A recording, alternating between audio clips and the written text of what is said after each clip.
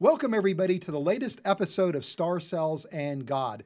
My name is Fuz Rana. I'm a biochemist and a Christian apologist, and I'm joined in studio today by Dr. Kristen Davis, who is a philosopher and a software developer. And we're going to take on the question, will AI ever be like us?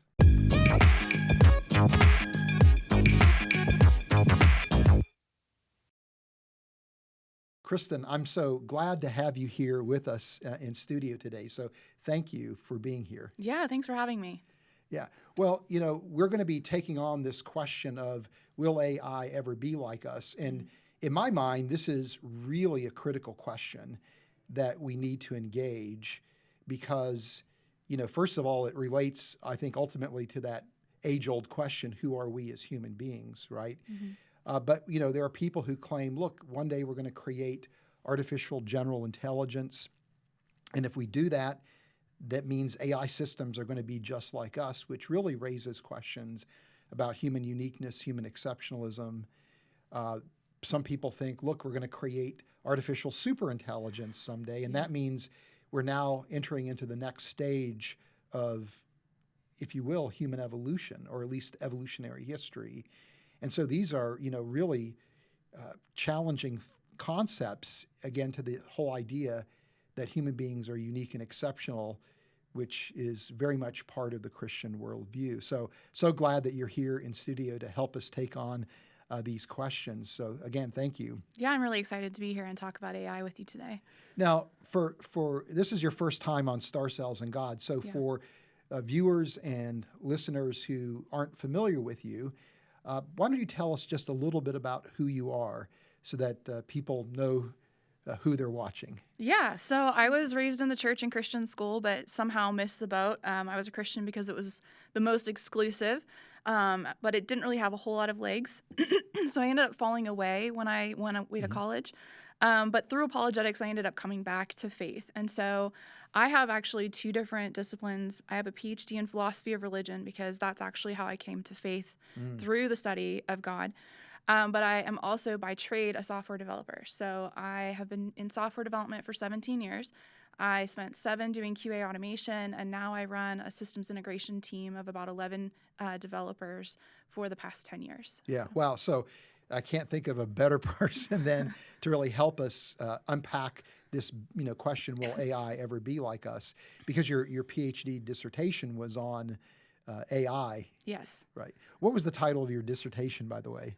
The idea was that the title of my dissertation was that artificial intelligence couldn't be evidence of atheism. Essentially, the idea being that AI could never be a representative for humanity in questions related to the existence of God. Yeah. Okay. Right. So we got the right person here to help us address this question. Now, before we get into this whole question, will AI ever be like us? It's probably worth just taking a few quick minutes to talk about some basic concepts connected to AI. I think many of our viewers and listeners probably have familiarity with AI, but many may not. And so this will at least put everybody on the same level playing field. And so the first question really is, what is the goal of AI? Yeah, that's a really important question because the main goal is to replicate the human cognitive abilities. And so if you are going to have someone or something stand in as a representative for humanity, it has to be the equivalent of humanity. And that's not actually the goal. The goal of artificial intelligence is to create something that can do the cognitive things that humanity can do and function in the world as humanity functions, but not necessarily to be a complete equivalent of humanity. Okay. All right. So that's important. And it's interesting because, I'm somewhat of an AI novice myself, but, I'm under the impression that the whole idea of AI emerged probably in the 1950s, or at least the modern conception of it. But you point out in your dissertation that actually the idea of AI traces back really into very early in human history. Yeah, there's a variety of different people who have touched on the idea of mechanizing human thought. And so any attempt to do that, whether it be through mathematics or logic or perception, Rene Descartes from the 1600s, he even actually put together a precursor to Turing's test, which was how we would be able to know if a machine was actually alive and human, how we would be able to differentiate and test whether it was actually conscious. So this goes back to all the way back to the BC. Yeah, well, that's actually pretty interesting. So, in other words, what we're seeing with the modern expression of AI is really part of that dream that human beings have, Yeah. and that compulsion that we have to create ever increasingly improved technology. Yes. Where we're drawing inspiration from what we do as human beings in order to do that. Now, one of the points that you make, which I think is really interesting, is when we start talking about the goal of AI, we really need to make sure that we do a good job of defining what we actually mean by human intelligence, if the goal of AI is to replicate human intelligence. Yeah, I think that's really important, because if your goal is to replicate human intelligence, you have to first know what it is, and that's something that actually is pushed back on in the literature in relation to philosophy of AI. They don't want to do a philosophical analysis of intelligence and then try to apply that to AI. They actually just want to see if they can build something that can do what a human can do. However, unless you know what something is, you're not capable of knowing whether you've actually achieved your goal. Right. And so that's why human intelligence is usually thought of as everything over and above what an animal can do. And so it's the differentiating mark of what we would say in Thomistic philosophy is that the human is the rational animal versus brute animals, which have all the different differentiations of anything other than rational. And so rationality then is everything over and above. But there's a lot to that that's not incorporated in the AI project. For example, qualia. So qualia is the subjective aspect of experience. So there is an objective aspect to experience, but then there's a part to it that you and I have that's distinct to you as an individual and me. So if I had a cup of coffee here, we could both take a sip of the same cup. There's an objective nature to the taste of that coffee that's not specific to either one of us, but you might like it and I might not. And so that subjective nature is called qualia, and that's something that they're not even aiming for, is the subjective aspect to experience. Right. And so that type of thing has really important bearing on the larger question, will AI really ever be like us? And that experience of qualia is really, in some respects, maybe connected to what we might think of ourselves as when we think of ourselves as exceptional. Yeah, it definitely plays into the idea of the experience of reality. So animals are able to navigate their environment. They can apply categories so that they can figure out how to, behave differently to a member of their own species versus something that might be a predator versus food. So they have experience, but humanity is able to reflect upon our experience, and we're able to reflect upon our experience in a way that allows us to have rationality. And so there's a whole aspect of experience that's not even being aimed for in the artificial intelligence community, whether it be something related to qualia or any other number of that's just not part of it. Okay. All right. Well, that's great. That's a great insight. So, one of the terms that people may have heard when they think about AI is machine learning, right? And so what is machine learning? And then what are the different types of machine learning protocols? Yeah, so there's a variety of different ways that a machine can learn, and essentially it's an algorithm that's that is trained against a data set in order to give it the ability to behave in what we would call an intelligent way with a similar kind of data set. So we have some that are trained with individuals being a part of that training, some that are able to receive feedback. But the one unique thing about all of the algorithms that we have today is that they're all classified as what we would call narrow AI. The idea being that they can all do one thing, even if they can do it better than a human can do it. Versus something like a continuous learning algorithm, which is something that would be required for an AGI or an ASI. Okay, so one of the things that I think is important to appreciate, and I'm just curious your thoughts on this, and I'm the motivation behind this question is the reading I've done in work on animal behavior and animal intelligence, where there's a scientist by the name of Johann Lind who argues that the remarkable behavior that animals are engaged in is driven by associative learning, not the types of problem solving or the way we engage the world, which is primarily through what is known as mental time travel. So it's through associative learning, right, which is the Pavlovian thing. You do something and you get a reward, you're going to do that again. You do something and you're punished, you're not going to do that again. And his argument is that animals can do some remarkable things because they have working memory. So they can actually daisy chain together these cause and effect events to actually associate a series of actions with rewards or a series of actions with punishments. But his point is that really this is what AI systems are doing, that AI systems can do remarkable things just like animals can do. But it's fundamentally not what we're doing. It's essentially associative learning, right? And so how would you respond to that?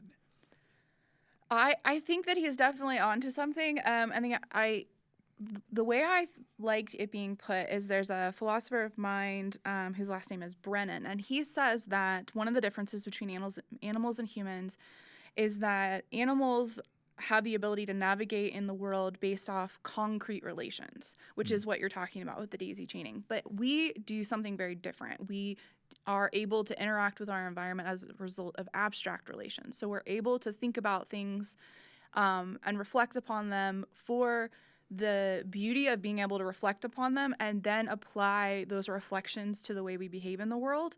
Whereas animals are kind of similar to what you're saying with the daisy chain. They have a bunch of concrete relations such that, well, when I eat this, I feel good. When I don't eat this, or when I do eat this, I don't feel well. So it's as a result of almost trial and error. And so that's, I think, the same kind of thing that's going on with AI. AI has more, is kind of able to brute force analyze massive amounts of data sets to create a huge web of concrete relations. It's not taking in a variety of data and then trying to apply reasoning to it. One way I kind of like to try and think about it is if you think about the way a child learns, and so they learn apple and you give them a variety of apples and eventually they come up with a concept of an apple, but then they might apply it to a ball. What they're actually then doing, and you have to correct them. What they're doing is creating this concept in their mind, an abstract idea that then gets applied and slightly adjusted. So when we as humans mature in this area, we then come on new situations. We take these concepts and apply them, even if we've never experienced anything related to that before. That's not what artificial intelligence is doing. It's taking massive, massive amounts of data, processing it extremely quickly, and when it comes into situations where it doesn't have a data set to apply it to, it ends up just kind of making something up. And that's actually one of the downfalls of some of the current AI systems and chatbots is that they have something called hallucinations, where they just, based off language modeling, come up with some random new data set that's not in any way actually real. Okay, interesting. Okay, so then you've already mentioned narrow AI, and I've talked about general AI and super AI. So maybe you could unpack for us a little bit about what the different types of AI are and what is really the intended use of those different types of AI, or what is, in some instances with narrow AI, those are the applications that are real today. But what are some of maybe the projected applications for things like artificial general intelligence or artificial superintelligence? Yeah, so the difference between those is actually pretty stark in terms of the philosophy. So narrow AI is philosophically the idea that we would create something that would only ever be a tool for humanity to use. It would never be the functional equivalent of a human. You're moved into the general AI philosophy when you're thinking about creating something that would be the equivalent of a human or appear to a human. And then superintelligence would be anything over and above that. And so technology-wise, everything we have today is narrow AI. It's able to do something very, very well. And most of those are, they're all only able to do one skill set. To move into the general AI category, you need something called continuous learning. And so there's two types of continuous learning. One is what I would call adaptation. And essentially that's the idea of like refining existing skill sets. Versus being able to append on new skill sets. And that's what we would require as a technology to be able to do general or superintelligence. And that technology just doesn't exist. No. All of the AIs we have today are really good at one skill set. You can retrain them on a different skill set, but they can only do the one. So you've got language processing models, you've got things that can play games, but those are two different algorithms. They can't at the same time do both. Mm-hmm. Yeah, and human beings excel at continuous learning. Yes. Is that the point? Yes. If you think about the way a child learns, they learn how to crawl, they learn how to walk. They don't lose a skill set in order to append on a new skill set.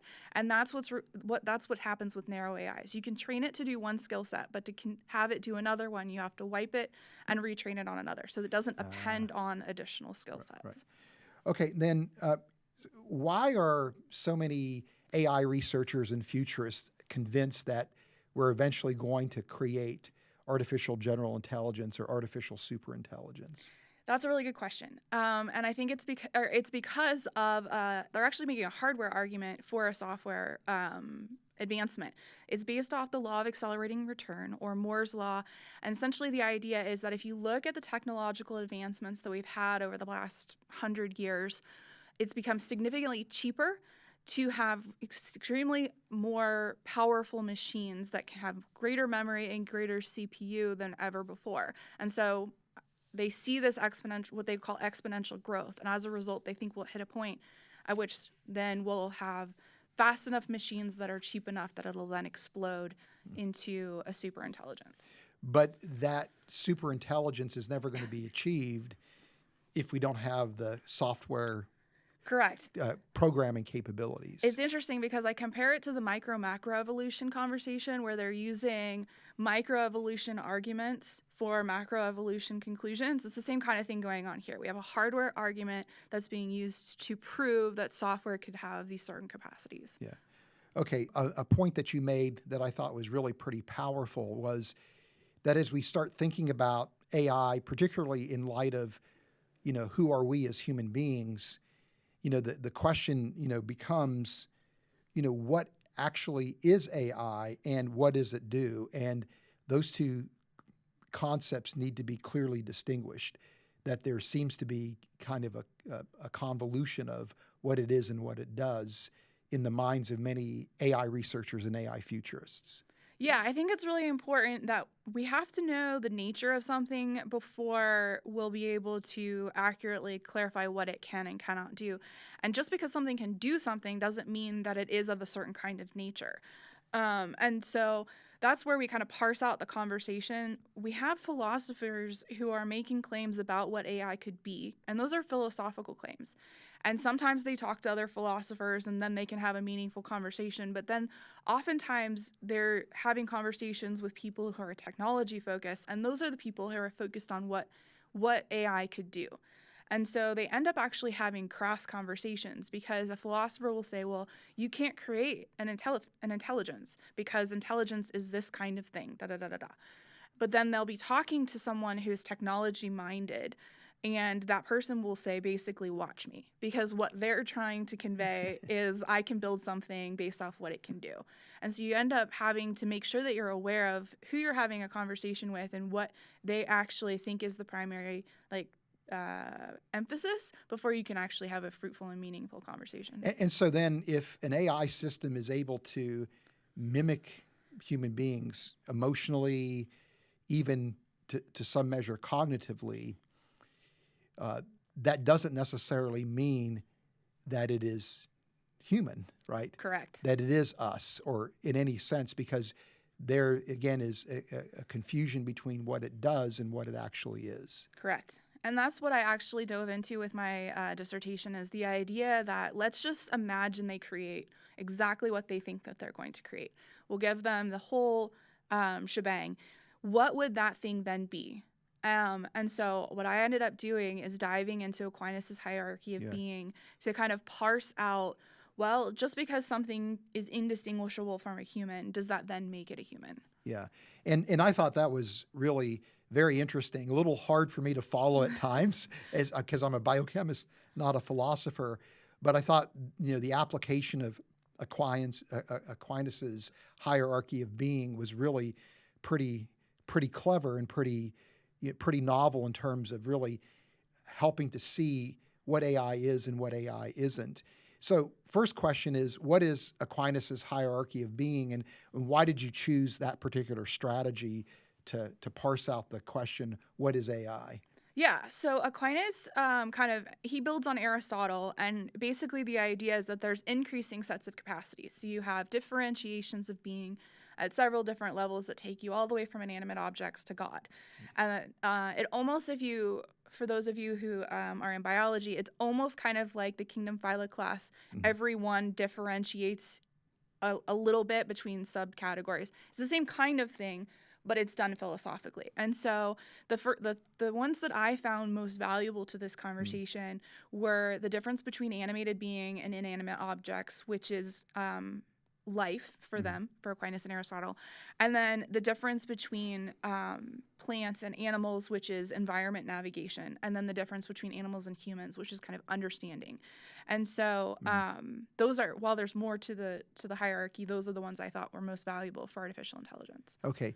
And then, so why don't we jump into it then? Let's see. The first stage, as you mentioned, that you explored was the whole question of inanimate versus animate objects. So how does this category then help us to make sense of what artificial general intelligence might be someday? Yeah.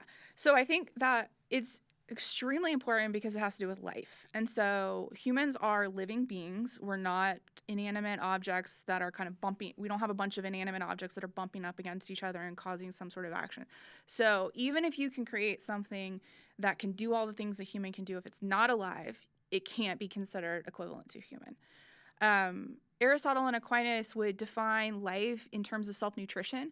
And so the ability to take food in, process it, and then grow, shrink, all the things that we use nutrition for in our bodies, which is, I think, interesting because it parses out differently and shows a unique distinction between AI or machines in general and humanity in terms of the difference between a battery and food. So food is the ability to have life is to be able to take nutrition in and do things with it, and life ceases philosophically when that process can no longer happen. But that's not how machines operate. You can have a battery that dies and then recharge it, and you can have a battery get to the point where it's no longer being able to be recharged, and then you just swap that out in the machine that you're using. So the life of the thing that's dependent on the battery doesn't terminate with the life of the battery. Now, that kind of probably raises the questions for some of you about organ transplant versus part replacement. How is that not then the same thing? And I think that draws out a really unique aspect in that it draws on what we would call the existential act, where our existence is rooted or where the existence of anything is rooted. So in a machine, something that's an artifact, something that's a collection of different things put together, there's a bunch of different existential acts. The plastic, the metal, the silicon, the battery, all of the pieces that make up all the parts, they all exist in their own right. So they all have their own acts of existence so that you can pull them back apart and put them into other machines.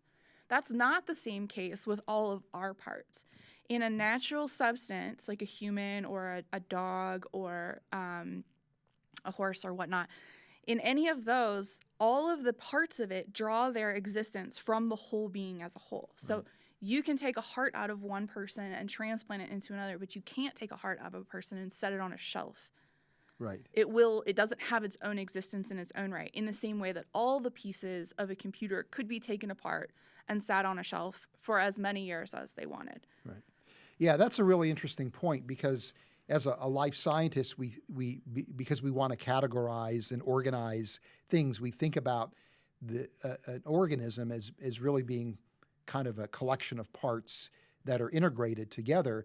But your point is really very powerful, that in reality, an organism is the sum total of everything that constitutes the organism. And it really needs to be thought of as an integrated unit, not as individual components. Yes. Yeah, so that's a really powerful point, because even when you think about the process of embryonic development, right?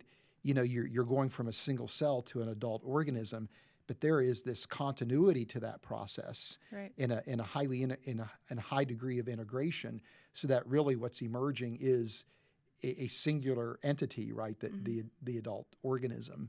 And that's also what allows there to be identity across all of the changes. So all of our cells swap out. We actually aren't the same cells that we were to begin with. It's that preservation of identity through that act that allows it to be the same being 100 years later. Yeah. Okay, interesting. So is there any more about the whole animate versus inanimate that I may have overlooked, or should we move on to the next hierarchy of being category?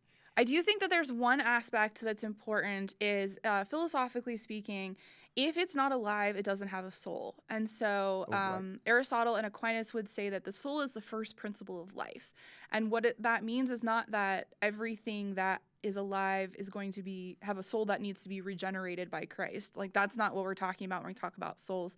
But plants, animals, everything that's animated has life. And so there are questions that people are raising about whether or not AI could have a soul. And so I think foundationally, if it's not alive, that question is then answered. Right. Now, that's actually interesting that there's AI philosophers. I can't imagine technologists having this conversation, but maybe they do.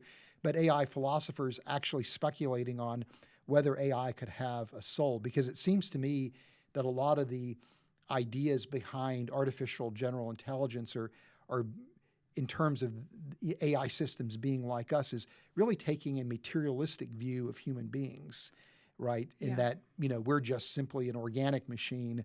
Why not create a silicon-based machine that could be like us? So that's interesting to me, that there are actually philosophers that are speculating on the soulishness of AI systems. Yeah, there's a whole group of, I think they're different categories, so it's not the technology-focused AI philosophers so much as it's people who are philosophy of religion-oriented.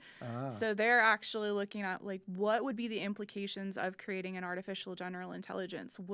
People are even going so far as to say, could God give it a soul? Would it then be necessary for us to try and ask questions about evangelism and redemption for an AI?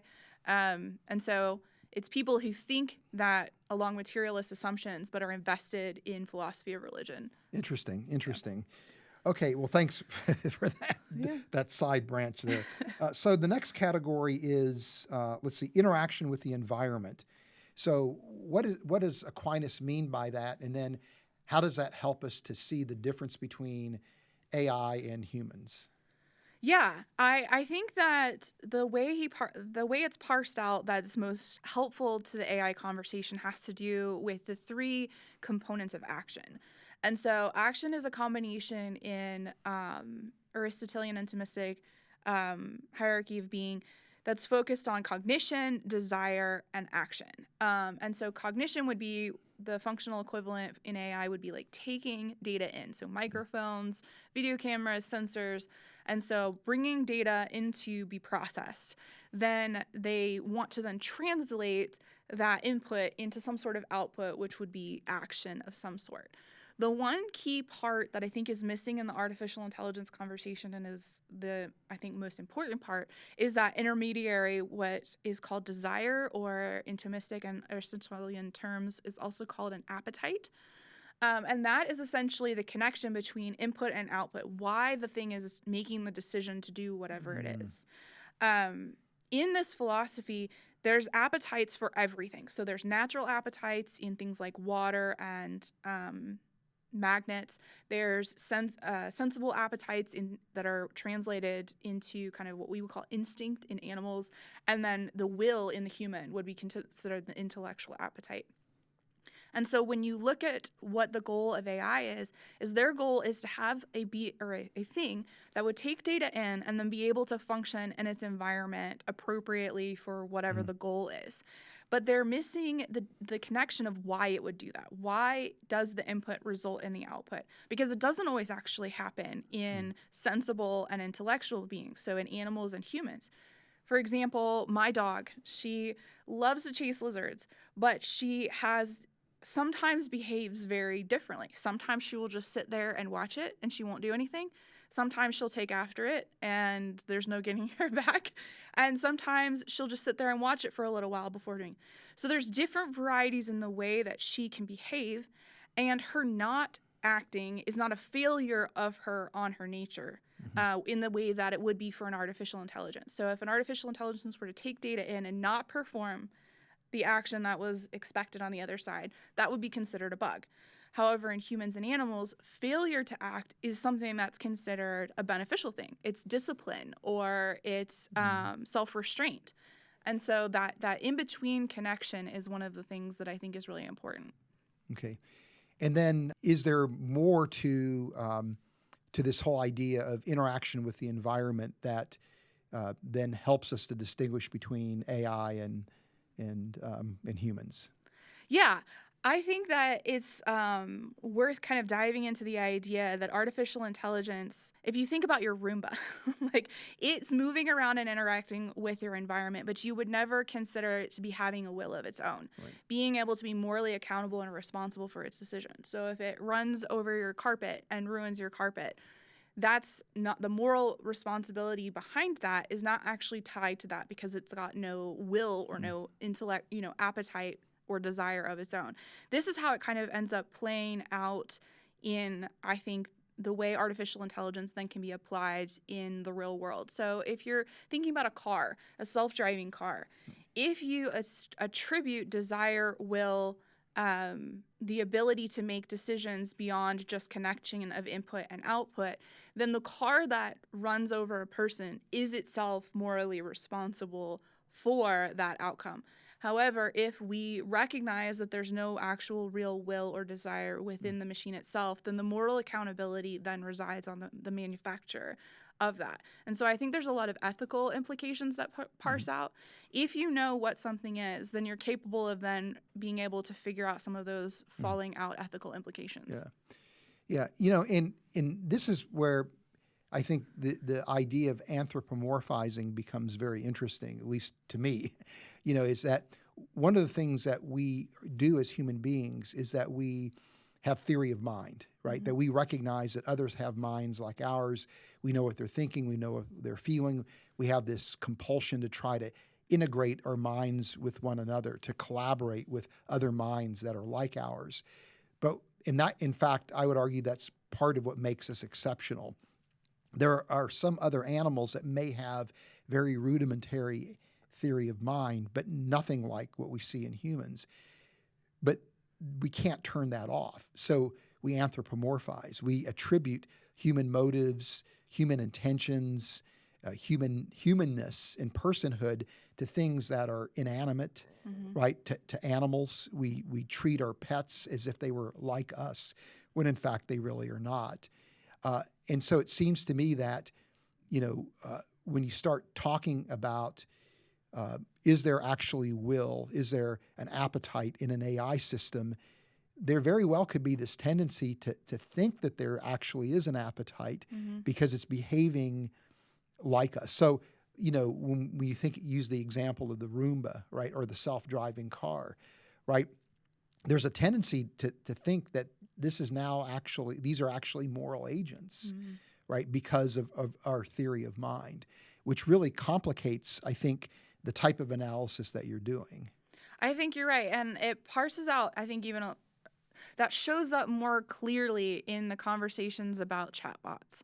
So probably 2 or 3 years ago, Google put out there was a large kind of article and controversy around, I think it was Google's Lambda. It was before ChatGPT, where an engineer was saying this chatbot is essentially sentient, and he posted a recording or like a printout of the conversation that he had with the chatbot.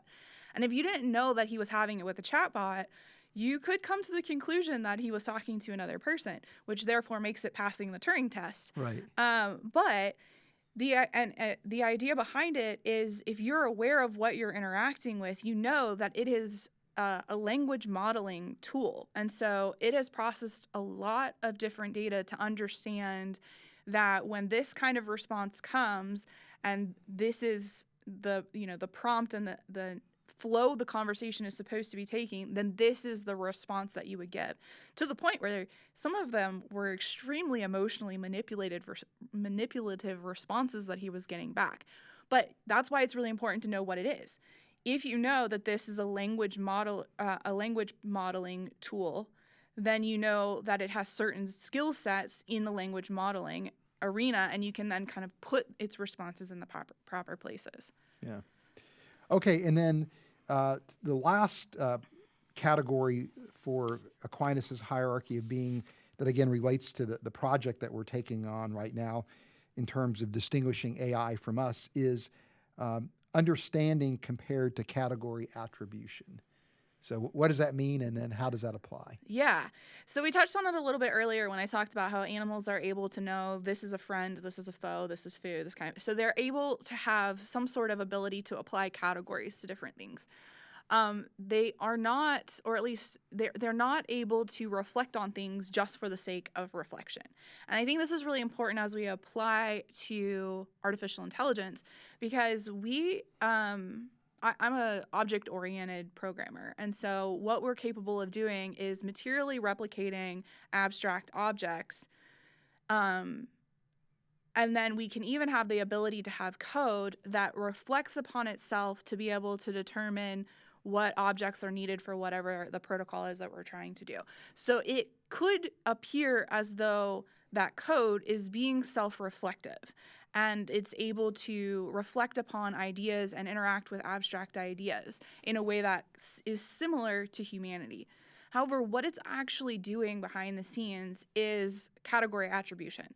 It has classes that are defined with certain properties and certain methods, and it's looking at these images or these sounds or whatever the thing it's trying to apply to, and figuring out, all right, this set of data has these properties. Now, of all my sets of classes, which of those is the most like? And so that's how you can get image recognition. Mm-hmm. But it's not able to reflect on the concept for its own sake.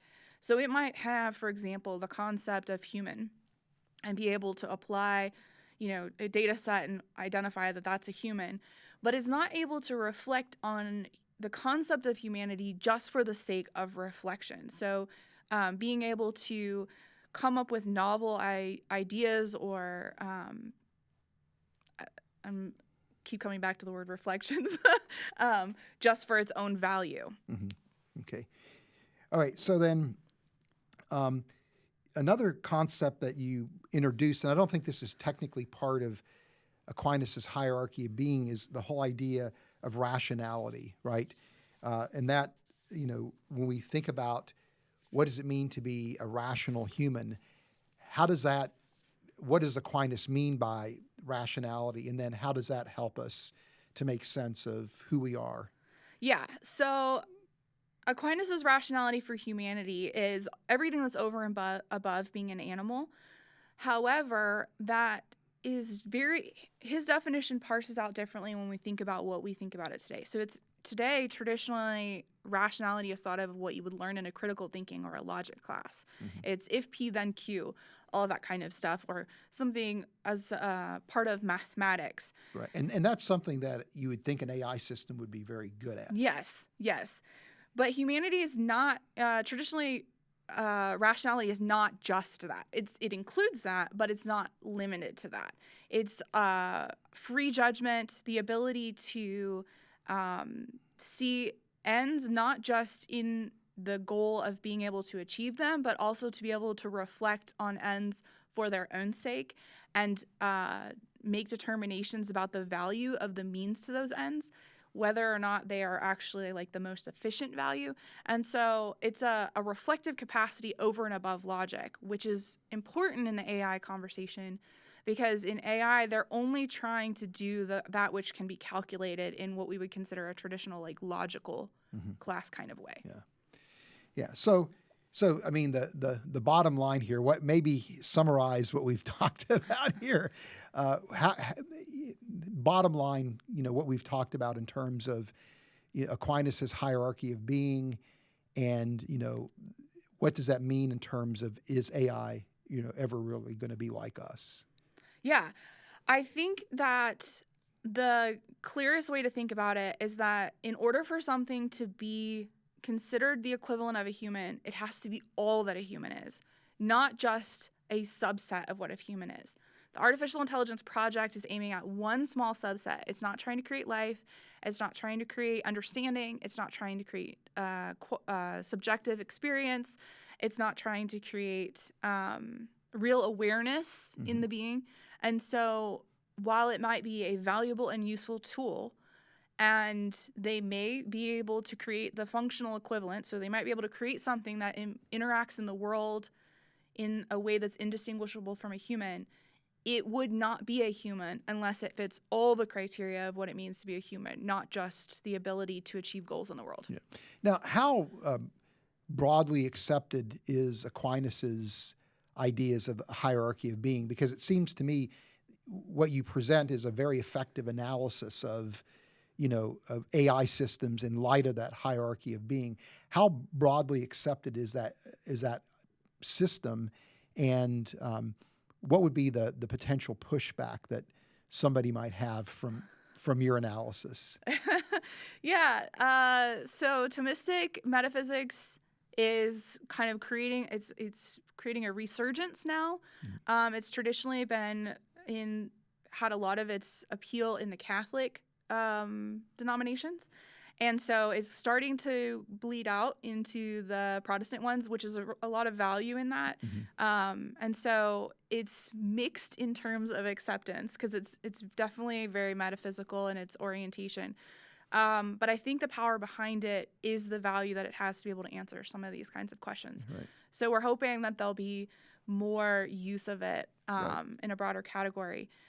So some of the things that I've seen in relation to, for example, the artificial light, or the life portion of the hierarchy of being, is there's an entire artificial life project. And so some of the claims have been, well, just because it's not created out of the same kind of physical substance as a human, could it then be considered alive? So in other words, if it's not carbon-based, is that enough to disqualify it from life? Which you've actually done some work on that I used in my dissertation.